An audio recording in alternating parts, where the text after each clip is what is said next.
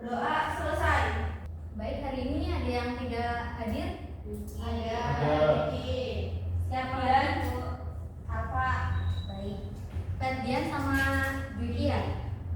Iya, sama.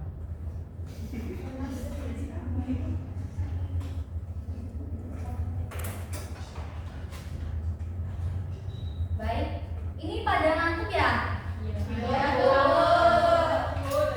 Karena ini apa ya? Untuk menambah semangat kita ya. Jadi kalau ibu bilang tepuk semangat kalian semangat. Semangat. Paham? Paham. 1, 2, 3. Tepuk semangat.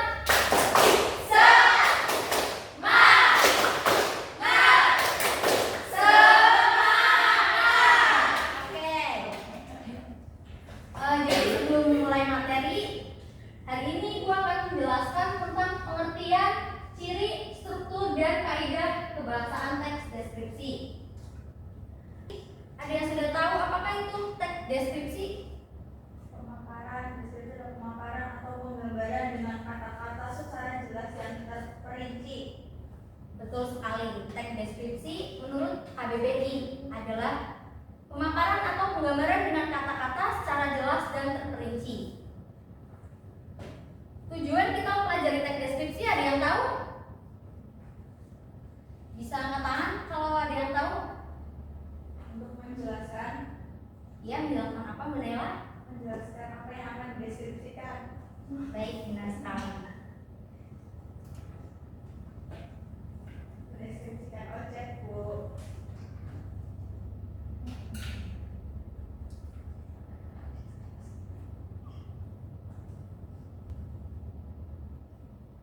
Tolong Mbak Adil bisa dibacakan? Bu, belum pakai kacamata. Oh, ya sudah, yang lain Mbak Salsa. Menurut KBBI, Deskripsi adalah pemaparan atau penggambaran dengan kata-kata secara jelas dan terperinci. Baik, menurut KBBI, teks deskripsi adalah pemaparan atau penggambaran dengan kata-kata secara jelas dan terperinci. Teks deskripsi, teks yang berisi penggambaran suatu objek, baik makhluk hidup, benda, tempat. Oh iya, silakan duduk. Ibu ulang ya. Teks deskripsi adalah teks yang berisi penggambaran suatu objek, baik makhluk hidup, benda, tempat, peristiwa, secara terperinci sehingga pembaca seolah-olah melihat, mendengar, merasakan atau mengalami sendiri hal-hal yang dideskripsikan oleh penulis.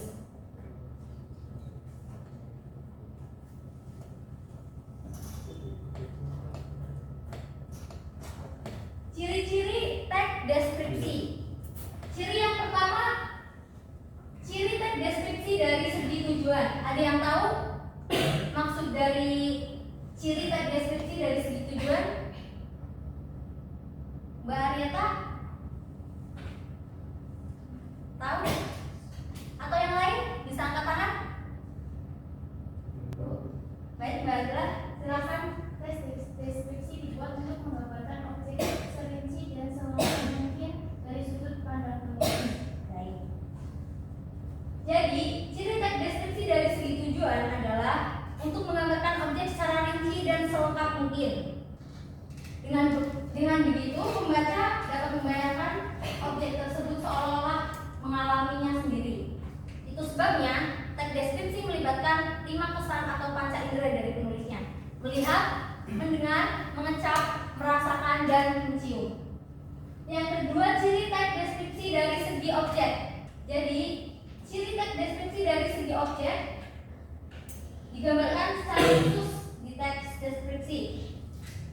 Artinya, hasil pengamatan objek dideskripsikan bisa jadi berbeda meskipun jenisnya sama. Contohnya ketika menulis teks deskripsi tentang tempat wisata, tentang kamu menggambarkan tempat tersebut melalui ramai dan sesak. Namun bisa saja temanmu menggambarkan tempat tersebut berbeda lagi seperti yang dideskripsikan oleh kamu. Selanjutnya, ciri teks deskripsi dari segi isi. Dari segi isi, jelas, rinci, dan pengamatan penulis. Teks deskripsi dibuat berdasarkan pendapat personal atau subjektif, sehingga akan ditemukan penggunaan kata-kata sifat. Contoh, kucingku berumur 1 tahun, bulunya halus, lebat, berwarna abu-abu, ekornya panjang dan bergoyang setiap kali aku memanggil namanya. Sungguh lucu dan menggemaskan. Selanjutnya,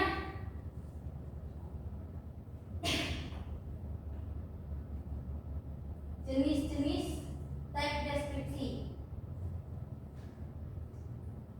Jenis-jenis teks deskripsi ada 2. Yang pertama berdasarkan bentuk dan yang kedua berdasarkan isi.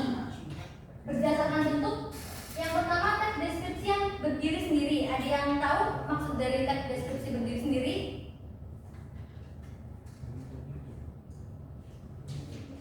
Ayo, ada yang tahu? Saya dulu. Ya, Benadira silakan. Artinya teks tersebut berdiri sendiri dan tidak dicampur adukan dengan teks lain.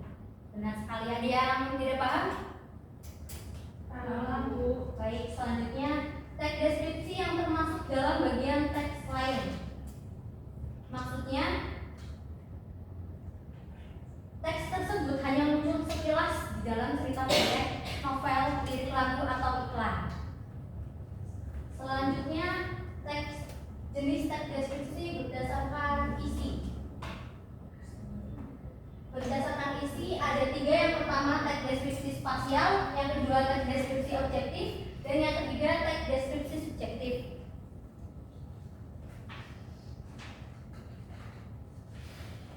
Teks deskripsi spasial adalah teks yang menggambarkan objek dengan sudut pandang ruang dan waktu. Teks deskripsi objektif adalah teks deskripsi yang memuat informasi sebuah objek dengan apa adanya tanpa harus diberi opini tambahan.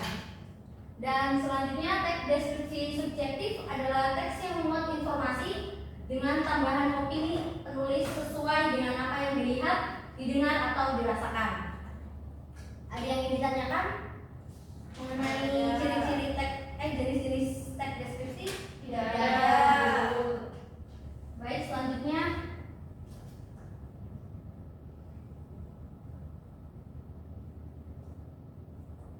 struktur teks deskripsi. Yang pertama ada identifikasi, deskripsi bagian, kemudian simpulan atau pesan. Dapat kalian lihat, identifikasi merupakan bagian awal dari teks deskripsi yang berisi pengenalan nama objek, makna, nama, lokasi, sejarah lahirnya, atau gambaran umum lainnya tentang objek yang dideskripsikan. Selanjutnya, deskripsi bagian merupakan gambaran rinci dari sudut pandang penulis tentang suatu objek. Kemudian, simpulan atau pesan, yaitu bagian yang berisi kesimpulan atau pesan dari hasil pengamatan penulis terhadap suatu objek. Paham? Atau baik, selanjutnya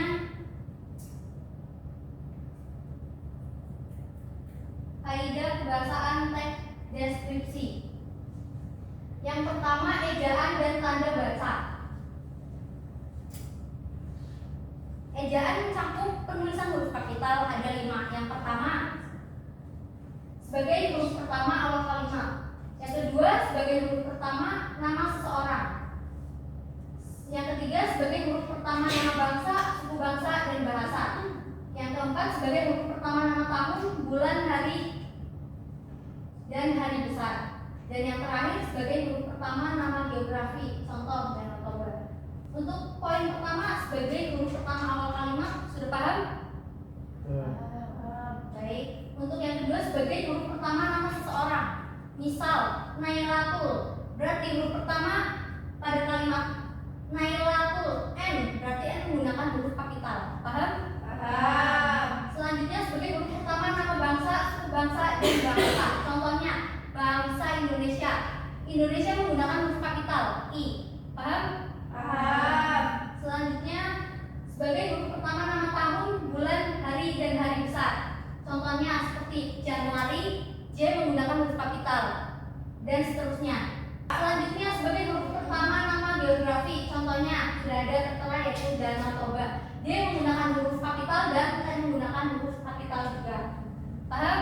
Paham. Oke, lanjut.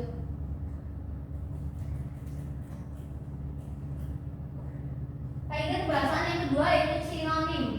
Sinonim adalah kesamaan makna antara suatu kata dengan kata lainnya.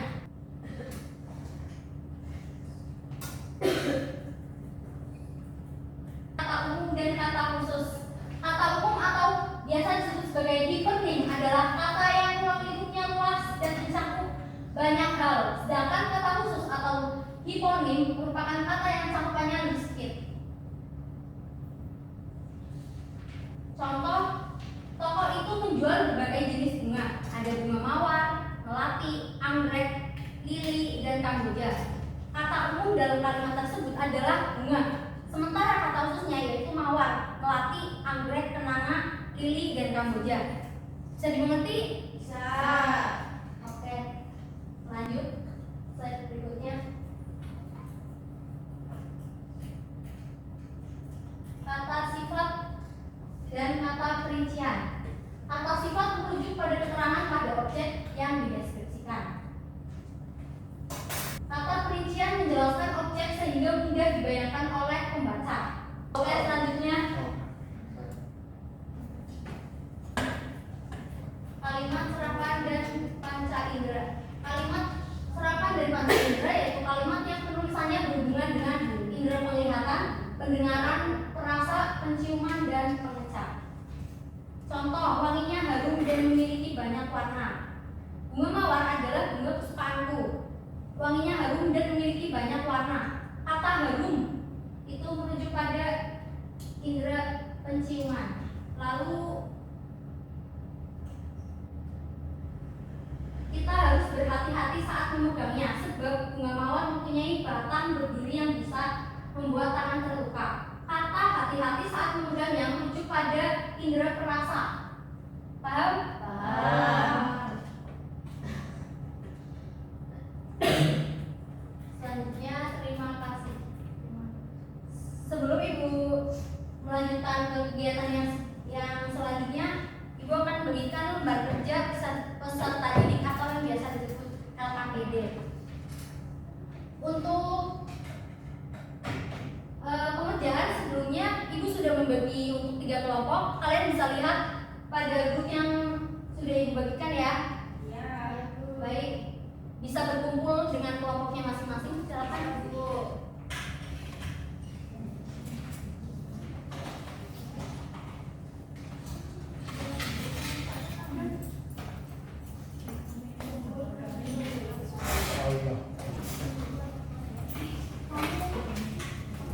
Sudah? Sebelum membagikan, Ibu akan menjelaskan terlebih dahulu tata cara untuk menjawab lembar kerja atau LKPD. Yang pertama, Ibu akan membagikan tentang teks deskripsi tentang pantang teror yang instagramable. Kemudian kalian membaca sudah selesai lalu menjawab LKPD yang sudah disiapkan. Setelah itu kalian presentasikan untuk satu kelompok perwakilan satu untuk maju ke depan. Bisa dipahami? Bisa.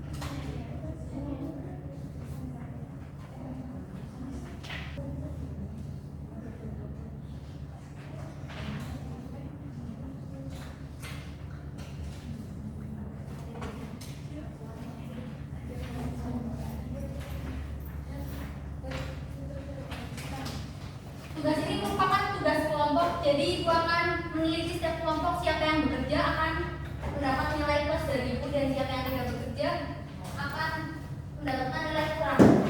Bisa dipahami? Bisa. Silakan mulai mengerjakan.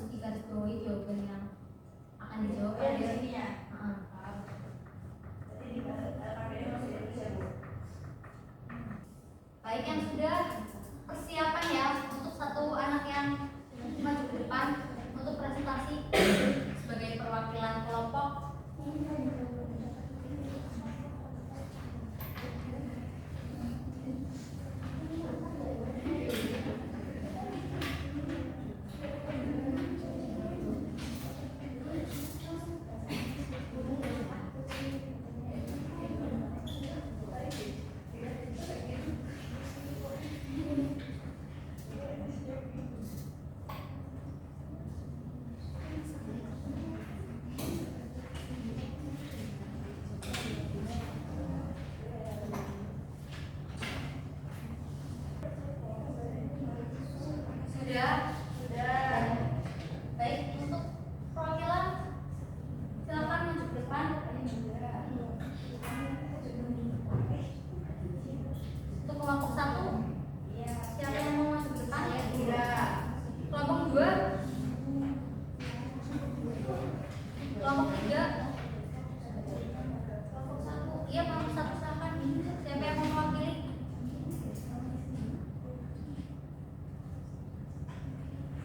Ayo.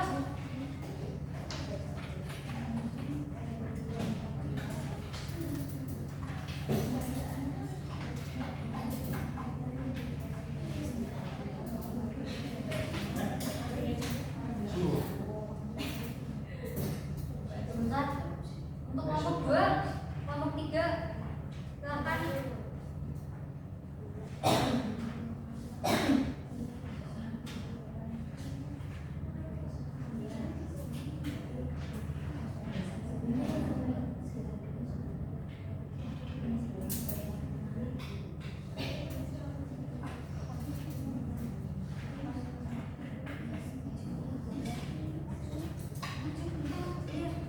Untuk kelompok 3, siapa yang mau mewakili? Ayo, waktunya biar habis loh.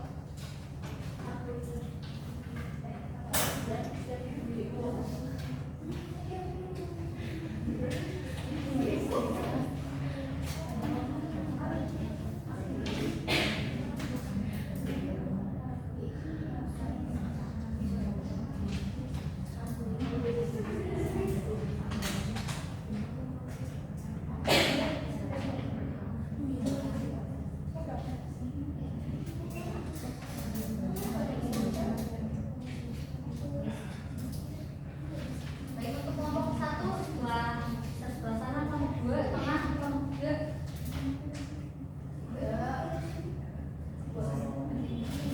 Untuk kelompok 1 saya bacakan nomor 1 jawabannya. Itu apa ya? Soalnya terlebih dahulu, setelah itu jawabannya. Apa isi teks deskripsi tersebut? Wisata Panton Terong. Di kota mana objek tersebut berada? Di kota Takengon, Provinsi Aceh. Mengapa disebutkan apa tak menunjukkan destinasi wisata ini kepada keluarganya? Karena Raka dapat menyaksikan keindahan Pantai Terong dengan matanya sendiri sesuai dengan ekspektasi. Selanjutnya, Jangan ambil apapun selain foto, jangan bunuh apapun selain waktu, dan jangan lakukan apapun selain jejak kaki. Merupakan papan penting yang perlu dijangkan oleh pengunjung tempat wisata. Menurut kalian, apa maksud dari ungkapan tersebut? Ungkapan tersebut adalah ketika berkunjung ke suatu tempat, jangan lupa mengabadikan momen spesial apapun. Jangan ambil apapun selain foto, jangan bunuh apapun selain waktu, dan jangan tinggalkan apapun selain jejak kakimu. Merupakan ungkapan penting yang perlu dicamkan oleh pengunjung tempat wisata. Menurut kalian, apa maksud ungkapan tersebut? Maksud dari ungkapan tersebut adalah larangan pengunjung wisata Pantai Terong untuk tidak mengambil, merusak, atau meninggalkan sesuatu di tempat wisata. Menurut kalian, apakah teks Pantai Terong yang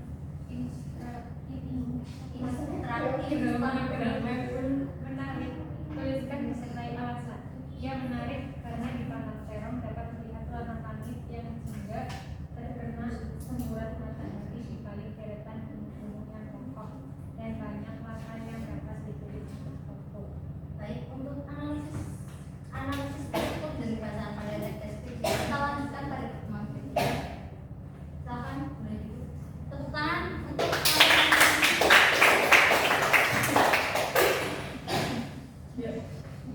jadi pada nomor 6 soal analisis struktur dan pembahasan pada teks deskripsi dilanjutkan pada pertemuan berikutnya ya.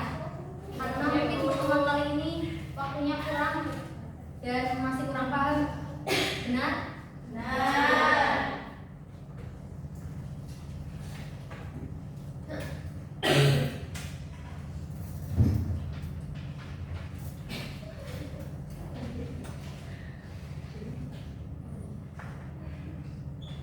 Baik, untuk